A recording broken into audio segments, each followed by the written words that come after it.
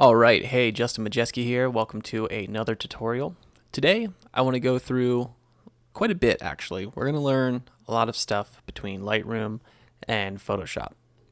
We're going to learn the Orten effect, which makes everything a little more hazy and interesting. We're going to learn how to blend two different exposures together and kind of milk the most out of this image that we can. So let's go ahead and jump in. First and foremost here, I have two images. These are kind of older images shot of Fly Geyser, which is a really cool place in Nevada, which happens to be owned by Burning Man now. Anyways, we got access to that several years ago, and we were able to go and shoot some photos there. So these photos are a little bit older. These are shot on the 5D Mark III, so they don't have the insane amount of dynamic range that my Sony a7R III has currently.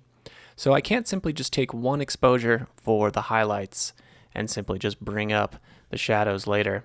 As you can see, if I do that and we zoom in here, everything kind of starts to fall apart. It gets really muddy and we get a lot of color noise and some artifacts which are not very pleasing. So the best way around that is to take two different exposures.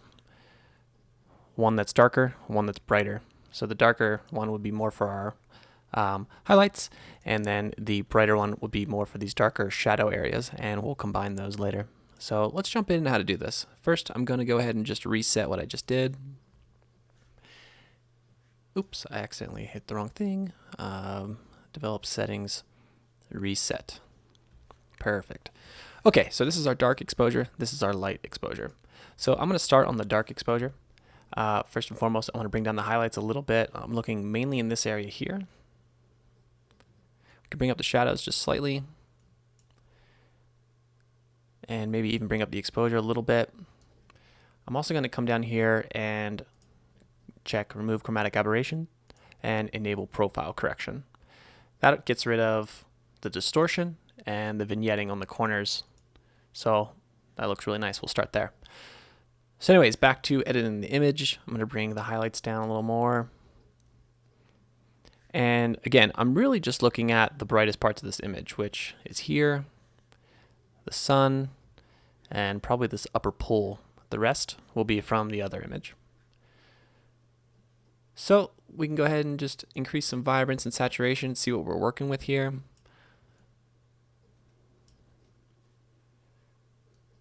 It's looking pretty good there. You can mess around with the white balance, depends where you want to take it. I kind of like this image about right here. Moving on down.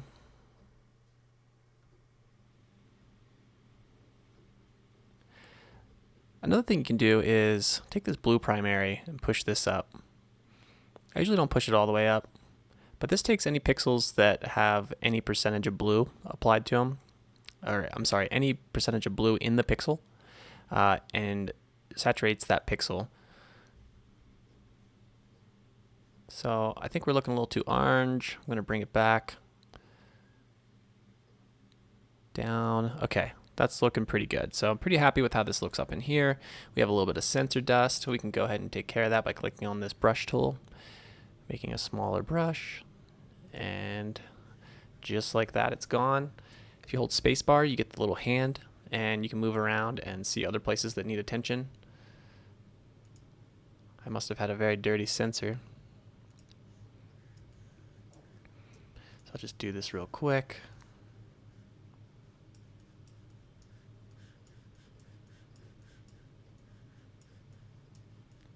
And again, I would do a much better job at this if we weren't recording a tutorial. I would take way more time and make sure I got every last little sensor dust, because if you do print your images larger, you will see that in the print. Okay, that's good enough. So we'll zoom back out. And it's looking pretty good. The sky looks good. Everything that is important for this image, I'm pretty happy with. So I'm going to move on to the other image. But first thing I'm going to do is right click on the image that we just adjusted and go to develop settings, copy settings. I've got everything copied except for spot removal. and crop. That's good. Copy. And I'm going to go ahead and just paste it here. And that applies that lens correction and the exact things that we did here, which, you know, the most important stuff is white balance. We want to make sure everything is the same so when we blend these later, they match up perfectly. So I'm going to start on this image right here, the second one, the more brighter image, and we're really looking at just these areas in here. And yeah, I want to keep the highlights down. We can push the exposure up just a little bit, shadows up just a little bit. We don't have a lot of leeway with these 5D Mark III files. Can push up the whites a little bit. It's really not doing much down in this area, so actually I'm probably going to leave that alone. And maybe a little bit of clarity because we do have a lot of details in here. And that's looking pretty good. We're at 3:1 on a 20 megapixel sensor, so it's not super detailed, but that's good enough. One other thing I might do here is add a little bit more saturation, vibrance, somewhere in there. We don't want to go overboard. We'll add a lot of saturation later in Photoshop. So that's looking pretty good. I might come in here and do just a little bit of noise reduction, like maybe 15 points, and I'll do that to the first image as well, so everything stays looking the same. All right, there we go. So you can see here, this is our darker exposure, this is our lighter exposure. Okay, so I'm pretty happy with that. So we will shift click both of these images, right click, edit in, open as layers in Photoshop. All right, that brings both of your images in here and puts them in layers. And first thing we need to do is actually blend these images together. Now, there's a lot of ways to blend different things together. You can do luminosity masks, you can hand draw it. There's so many ways to do this, and there's no right way. There's only whichever way is fit for that particular image that you're adjusting. So what I'm going to do here is I'm going to take the lighter exposure and I'm going to move it up above the darker exposure, and I'm going to add a layer mask down here, and I'm going to click on that layer mask and I'm going to hit Command I to invert that mask so that nothing is showing. So when I turn this on and off, it's not doing anything because black conceals, white reveals. So now what I can do is go in, hit B for brush, my brush tool. I can come up here to the brush settings and I can change the size to whatever I want. I'm thinking probably in that 400 range is good. And then the hardness is how much like the brush falls off on the corners. So 0% brush has a lot of feathering, and a 100% brush has no feathering. So we want a lot of feathering here. So we're going to go with 0, and then I'm going to make sure I have that mask selected. And I'm going to use my Wacom tablet, which if you don't have one, you should really consider getting one because they're really, really great for this kind of stuff. Okay, so what we're going to do is make sure we have a white brush selected, and I'm going to take the opacity down like 15%, and I'm going to start painting in here, and we're just going to slowly build up how this looks. So just start jumping in here.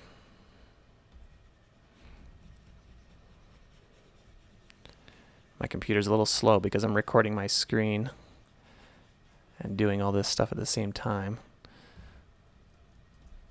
So I'm just slowly painting this in where I think needs to be lighter.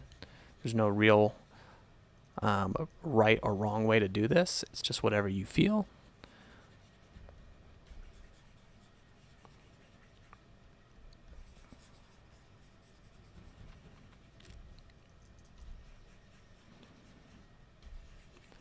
And all that we are really doing here is just revealing that bottom layer.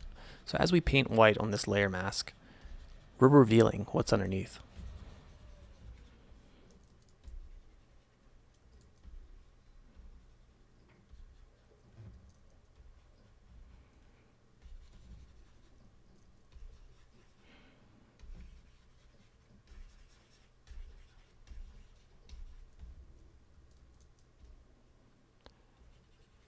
and I'm just brushing in here as I go along until I think it looks about right.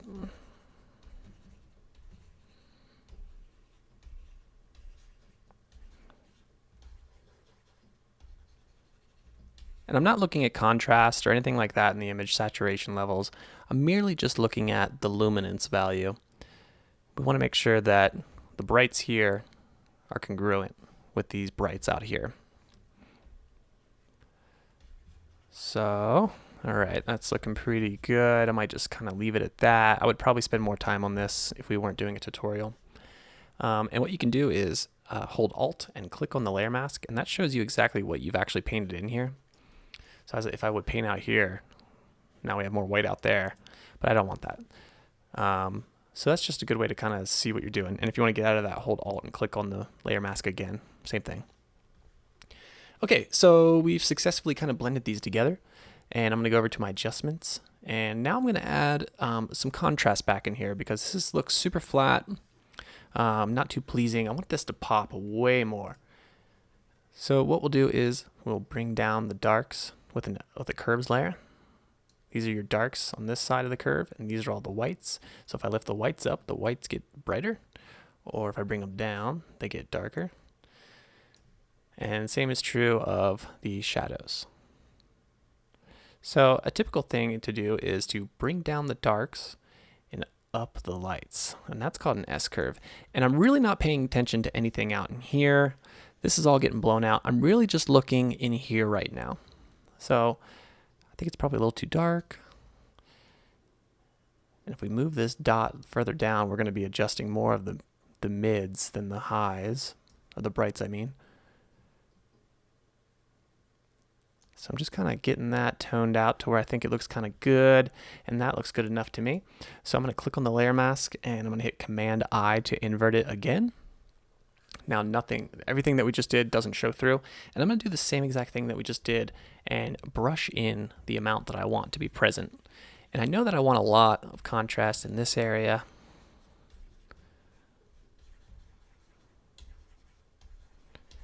The key here is that every adjustment you make, you should make that adjustment, kind of go over the top with it, and then simply brush it into areas that you think that would fit.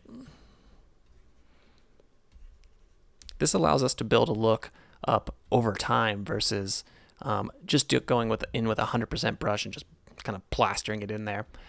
This is a much more fluid and easy way to do it, I think, anyways. So I'm just adding this contrast in kind of quickly.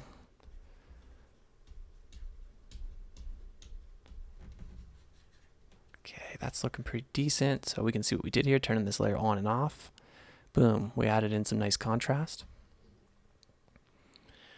All right, so next what we're going to do is a technique called the orten effect. Orten.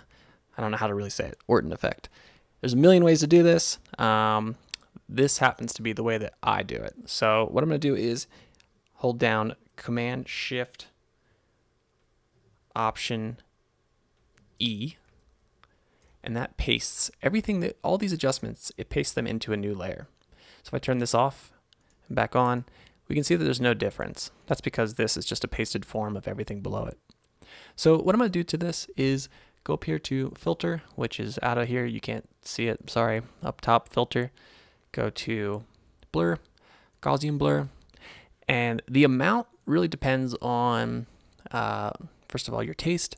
But I found that mostly is congruent with whatever megapixels, however many megapixels you shot the image. So I know that the 5D Mark III was, I think, a 22 megapixel sensor, so I'll just do 22 and hit OK. So now that I have my layer blurred, this is where I kind of deviate from what a lot of people do. I will select the layer, go up here to my blending modes, and I will go down and select soft light. Now we can see that this made this super duper contrasty and a little bit glowy, and it's just too much. So what we're gonna have to do is bring down the opacity of this layer and bring it down quite a bit. Talking like maybe 12%, 15%, something like that. And we can see that that's adding a lot of contrast in, but it's also adding this really nice kind of glowy effect. Like everything seems to kind of glow more, pop a little bit more. And this works really well with this image because there's a lot of steam and a lot of water flowing around. It's heavily backlit. So this is a good place to actually use this technique. I wouldn't use it in every single photo, but if you have an image like this where it presents an opportunity to use it, I would suggest going for it. Okay, so very subtle, but it's there. Next thing I would do is come in here, and I probably should have done this earlier. This is kind of bothering me. This is just some kind of lens artifact from the sun. We can just go ahead and get rid of that real quick by adding a layer on top, and then hitting S, which brings up our clone stamp. And we want to make sure that we are sampling current and below. Now we hold Alt down, and that will let us make a selection. And then once we have that selected, we can kind of start to paint out this artifact. And it's really good to take selections from different parts of the image. That really helps you prevent it from just kind of looking like you stamped it out, which is how it's kind of looking right now, funny enough. Another good trick is to grab the spot healing brush tool, and mine is way too big. And what you can kind of do is just kind of, select some of it, and it kind of just blends it all together, makes it a little more congruent and interesting and less obvious.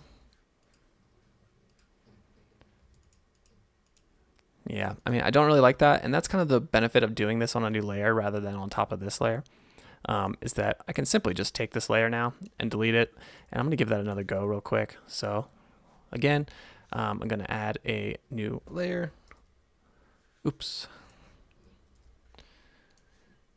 And hit S, and kind of start brushing these away.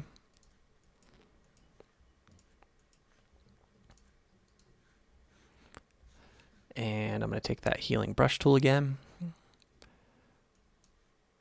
and kind of hope that this smooths it out. This is kind of just a process you need to really play with.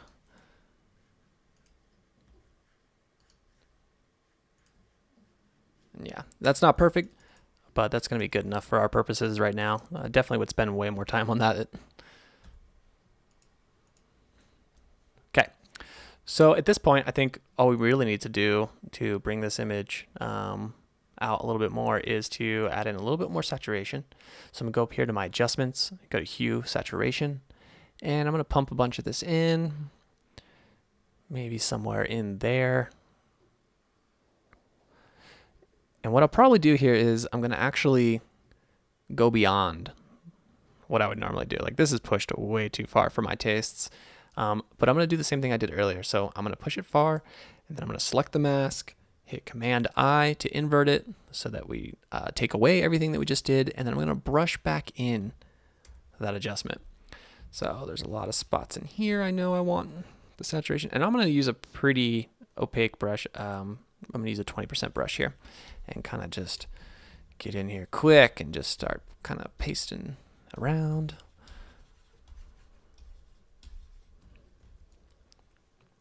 Make it a little bigger. Let's get this kind of going like that. That looks good. Okay. That looks good enough. We'll leave it there. One other thing you can do here is hit Shift Command N for a new layer. And then in the mode here, go to Soft Light, and then hit Fill with Soft Light Neutral, 50% gray. Now, what we can do here is actually kind of start to like paint in a little bit more of this pink and just kind of make this steam kind of build up a little bit more and make it look a little more prevalent in the image. So what I'm going to do is actually hit I for eyedropper. Sorry, it's not the right thing. Eyedropper tool, there we go. Okay, and select kind of like an orangey color in here. orangish. And I'm going to go up here with it. So we have this kind of like magenta-ish looking color. Hit B for brush with that color selected, and we're going to select the layer that we just made with that soft light 50% gray. And I'm going to change the opacity back down to like 10%. And I'm going to go ahead and just kind of start painting in some of this color to give it a little bit more of a glowy effect. And only a little bit. I'm not going to go over top with this. A lot of people go really far with this, and it's really easy too because it's kind of fun to play with. But I'm just kind of pushing it in here, little bits at a time.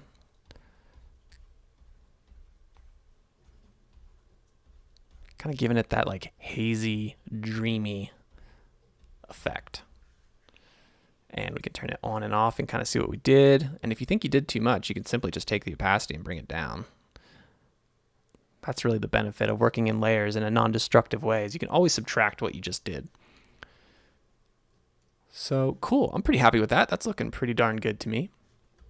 The next thing I'm going to do is I'm actually going to collapse everything. Now, typically I would save this out as a working file, so I have all my steps saved, and I can always go back at any point and kind of mess with everything that I did. But what I'm going to do is just select everything, and you do that by clicking on the top layer, holding shift, and clicking on the bottom layer. That selects everything. Right click, merge layers.